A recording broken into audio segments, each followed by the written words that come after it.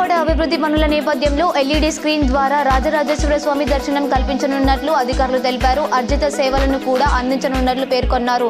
భక్తుల మనోభావాలను దృష్టిలో ఉంచుకొని ఈ ఏర్పాట్లు చేస్తున్నట్లు పేర్కొన్నారు. కరీంనగర్ మహిళా కాంగ్రెస్లో పదవులలో లొల్లి కలకలం. డివిజన్ కమిటీలలో కొత్త వారికి ప్రాధాన్యత ఇస్తున్నారని పలువురు మహిళలు ఆందోళన, పరిశీలకులకు ఫిర్యాదు. వానరాల శునకాల వీరంగంతో రామన్నపేట గ్రామస్తులు ఆందోళన చెందుతున్నారు. ఆహారం దొరక్క కోతులు గుంపులుగా ఇండ్లలోకి చొరబడుతున్నాయి. ఇంట్లో సామాన్లు ధ్వంసం చేస్తున్నాయి.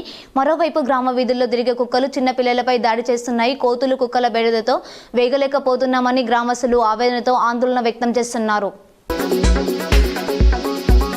గ్రీవెన్స్ డే కార్యక్రమానికి జిల్లాలోని వివిధ ప్రాంతాల నుండి వచ్చిన అర్జీదారుల నుండి 27 ఫిర్యాదులను స్వీకరించి ఆయా పోలీస్ స్టేషన్ల అధికారులకు ఫోన్ చేసి బాధితుల సమస్యలను చట్టపరంగా త్వరితగతిన పరిష్కరించాలని ఆదేశించారు.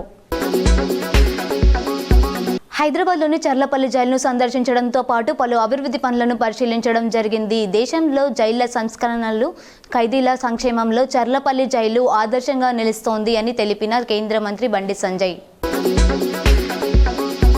సరస్వతి నిలయంగా మంతాని అభివృద్ధి చేస్తున్నామని రాష్ట్ర మంత్రి శ్రీధర్ బాబు వెల్లడి. 45 కోట్లతో మంతానికి నూతన ఏటీసీ మంజూరు. కరీంనగర్ విలీన గ్రామం బొమ్మకల్, ముగ్దుపూర్, చర్లబుజ్కూర్, చామన్పల్లి, జూబ్లీనగర్ గ్రామాలలో 50 ఇందిరమ్మ ఇళ్లకు భూమి పూజ చేశారు. ఈ సందర్భంగా నరేందర్ రెడ్డి మాట్లాడుతూ ఆనాడైనా ఈనాడైనా ఇందిరమ్మ రాజ్యంలో ఇల్లు కట్టించడం జరుగుతుందని, మిగతా ప్రభుత్వాలు మాటల వరకే పరిమితమయ్యాయని పేర్కొన్నారు.